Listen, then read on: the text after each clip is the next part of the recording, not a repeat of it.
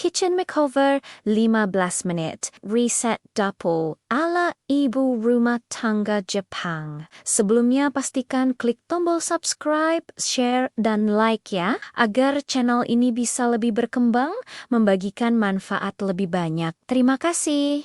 Halo semua, hari ini aku mau cerita lebih dalam tentang sesuatu yang mungkin kelihatannya sepele, tapi diam-diam punya efek besar ke hidup sehari-hari, yaitu dapur, tempat yang katanya pusat kehangatan rumah, tapi kadang malah pusat kekacauan rumah. Kamu pernah tidak sih buka pintu dapur, terus seperti ada suara kecil dari alam semesta yang bilang, "Selamat datang di area keruwetan." Aku pernah ada di titik di mana tiap mau masak, aku berhenti di tengah jalan, bukan karena tidak ada bahan, tapi karena tidak sanggup menghadapi pemandangan dapur itu sendiri. Kompor belepotan, sisa minyak meler kemana-mana. Spons cuci piring sudah kayak orang yang lelah menghadapi hidup, dan plastik belanjaan menumpuk seperti sedang demo minta perhatian. Jujur, kadang aku sampai merasa takut kalau ada tamu tiba-tiba datang. Bukan takut mereka lihat rumahku, tapi takut mereka lihat dapurku dan mengira aku hidup dalam film survival. Suatu hari, aku baca kebiasaan ibu-ibu di Jepang yang katanya punya cara mereset dapur dalam waktu singkat. Bukan untuk jadi sempurna, tapi untuk bikin dapur terasa kembali hidup. Ritual ini katanya cuma 15 menit, tapi memberi efek seperti pijat batin. Dan dari situ, aku penasaran. Aku coba. Dan benar saja, dapur yang tadinya terasa berat berubah jadi seperti ruangan baru. Jadi hari ini, aku mau ngobrol panjang sama kamu tentang versi lebih dalam dari resep dapur 15 menit ala ibu-ibu Jepang. Dan kenapa ini bukan cuma tentang dapur, tapi juga tentang kesehatan mental. Perasaan tertinggal, perasaan bersalah, dan perasaan ingin mulai lagi. Pertama, mereka selalu mulai dari menerima kenyataan. Ini kedengarannya lucu, tapi jujur perlu. Kadang kita buka dapur, lihat kekacauan, lalu langsung merasa gagal, merasa malas, merasa tidak berfungsi sebagai manusia. Padahal kenyataannya sederhana. Hidup itu sibuk, capek, dan dapur memang tempat pertama yang menunjukkan itu semua. Ibu-ibu Jepang mengajarkan bahwa sebelum merapikan apapun, kita perlu berdamai dulu. Menarik napas, menerima bahwa kekacauan itu bukan refleksi diri kita, hanya refleksi dari hari yang berat. Begitu kamu sudah berdamai, energi untuk memulai muncul pelan-pelan. Kedua, mereka selalu mulai dari satu titik yang paling mengganggu, bukan dari area paling besar, tapi dari area yang paling bikin hati kamu langsung merosot. Buat aku, itu wastafel. Aku tidak tahu kenapa, tapi wastafel kotor itu seperti pengingat bahwa aku kalah hari itu. Jadi aku mulai dari situ. Aku kosongkan semua.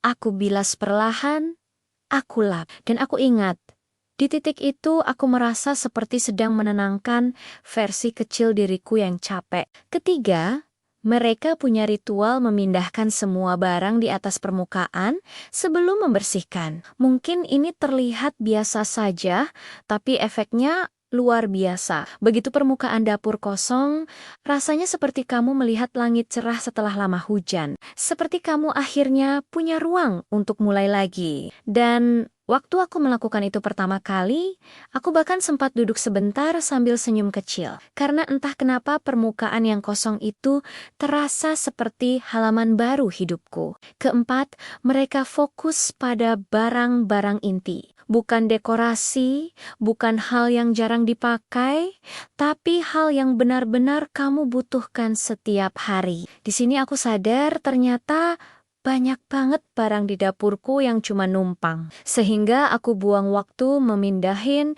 nyariin, dan nyari tempat untuk mereka. Setelah aku mulai memprioritaskan barang inti seperti spatula kesayangan, pan utama, talenan andalan, dan beberapa bumbu dasar, kegiatan masak terasa lebih ringan. Seperti hidupku tiba-tiba lebih terorganisir. Kelima, mereka selalu melibatkan air hangat di akhir. Ini hal kecil, tapi sangat emosional. Setelah semua selesai, mereka cuci tangan perlahan dengan air hangat. Aku waktu pertama kali coba, aku kaget.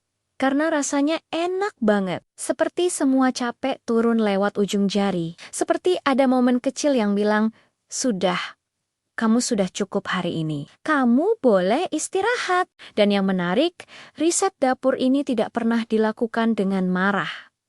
Tidak ada energi, memaksa. Tidak ada suara dalam kepala yang bilang, seharusnya dari dulu kamu bersihin.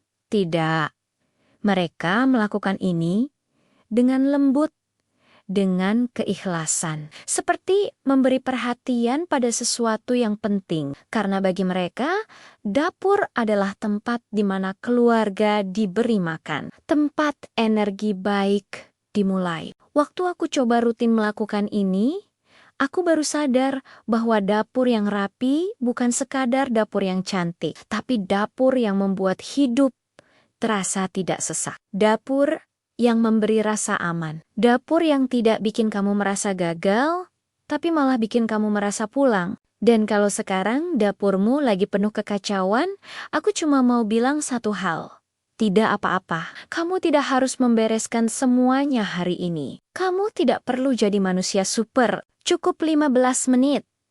Cukup satu sudut kecil, cukup satu bagian yang paling mengganggu, lakukan perlahan. Lakukan tanpa menyalahkan diri sendiri. Suatu hari kamu akan kaget melihat perubahan besar dari tindakan kecil yang kamu lakukan hari ini. Terima kasih sudah mau dengerin cerita panjangku. Semoga kamu menemukan versi dapur yang tidak hanya rapi dan bersih, tapi juga hangat, lembut, dan jadi tempat favorit untuk memulai harimu. Sampai ketemu lagi di cerita berikutnya.